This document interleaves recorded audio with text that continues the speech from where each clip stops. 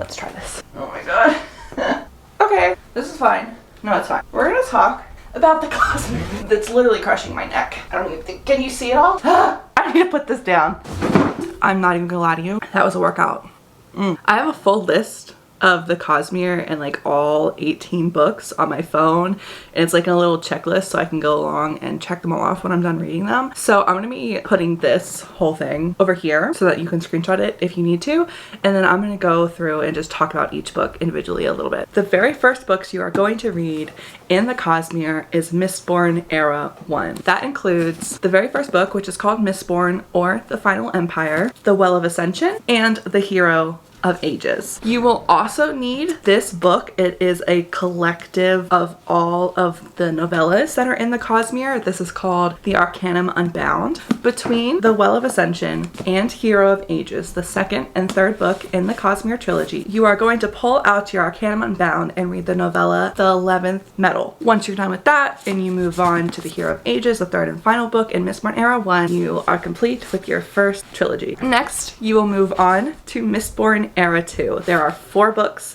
in this series. They are The Alloy of Law, Shadows of Self, Bands of Mourning, and finally The Lost Metal. This is set in the Mistborn world, so this is what people call Mistborn Era 2. This is the Wax and Wane series. This is set, I want to say, 300 years in the future. It's kind of like going from Avatar: The Last Airbender to Legend of Korra. Like that kind of development happens in this book. And much like in Mistborn Era 1, between the third and final book in the Wax and Wane series, so between Bands of Mourning and The Lost Metal, you are going to take out your Arcanum Unbound and read Mistborn: A Secret History. After you read that, you will move on to the last book, The Lost Metal. But you are not finished just yet with Mistborn Era 2. You will pull out your Arcanum Unbound yet again and read Allomancer Jack in the Pits of Eltania. And that will finally complete Mistborn Era 2. After Mistborn Era 2, you will read the very first standalone in the Cosmere, Elantris. This was Brandon Sanderson's debut book of the Cosmere, and I recommend getting the 10-year anniversary because it has an extra 10,000 words of content, and if you want the full experience, you don't want to miss out on that extra 10,000 words. I will say one thing, all of these books are deceptively long. Every book in both Mistborn eras, I believe, are over 500 to 600 pages long. This book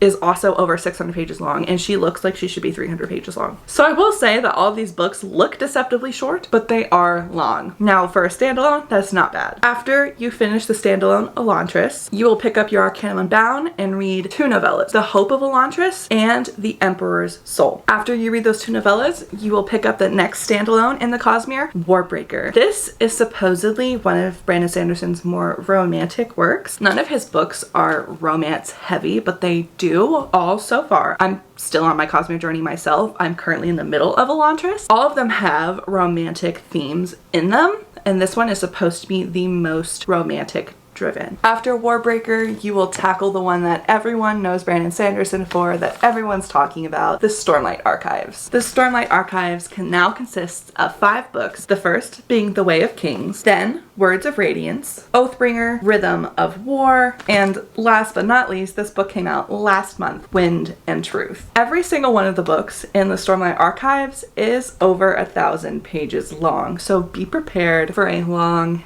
in-depth story. Between the second and third book in the Stormlight Archive, Words of Radiance and Oathbringer, you are going to pull out your Arcanum Unbound and read the novella Edgedancer. Now, Edgedancer is in the Arcanum Unbound, but it does also come as its own little book, like this other novella, Dawnshard. And you will read Dawnshard between the third and fourth book in the Stormlight Archives, Oathbringer and Rhythm of War. Dawnshard comes in this little book, and it will look similar to Edgedancer. Edgedancer's novella book does also look tiny and adorable like this. Once you have fully completed the Stormlight Archives ending in Wind of Truth, you will move on to the secret projects. They are Tress of the Emerald Sea, Yumi and the Nightmare Painter, and the Sunlit Man. Now, I have heard personally different ways to read these secret projects. Some say read Tress of the Emerald Sea last, and some say read the Sunlit Man last, but all of them then say to read Yumi the Nightmare Painter